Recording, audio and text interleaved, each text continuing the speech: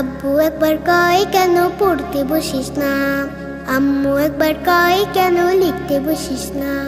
কি করে বলি আমি পড়ালেখা ভালো লাগে না, ভালো লাগে না। আমি যদি বলি একটু করব খেলা, আম্মু বলে খেলবে কেন দুপুর বেলা। আমি যদি বলি একটু করব খেলা, আম্মু বলে খেলবে কেন দুপুর বেলা।